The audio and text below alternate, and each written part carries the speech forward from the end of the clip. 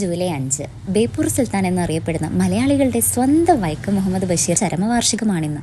ഇതിനോടനുബന്ധിച്ച് അദ്ദേഹത്തിൻ്റെ പ്രസിദ്ധ നോവലായ പാത്തുമ്മയുടെ ആടിനെക്കുറിച്ച് നമുക്ക് വിശദീകരിക്കാം. ഈ നോവലിൻ്റെ പ്രത്യേകത എന്തെന്നാൽ കുടുംബത്തിലെ അംഗങ്ങൾ തന്നെയാണ് ഇതിലെ കഥാപാത്രങ്ങൾ എന്നുള്ളതാണ്.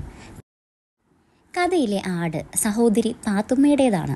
കണ്ണീരിനെ പൊട്ടിച്ചിരിയാക്കി മാറ്റുന്ന ജീവിത ഗ്രാമീണ ബിംബങ്ങളാണ് കഥയിലുടനീളം വന്നു പോകുന്നത്. സ്ത്രീ സമൂഹം നേരിടുന്ന ദുരിത ചിത്രങ്ങൾ മനുഷ്യേതര കഥാപാത്രങ്ങളുടെ അർത്ഥവ്യാപ്തിയോടെ ബഷീർ രചിച്ചിരിക്കുന്നു.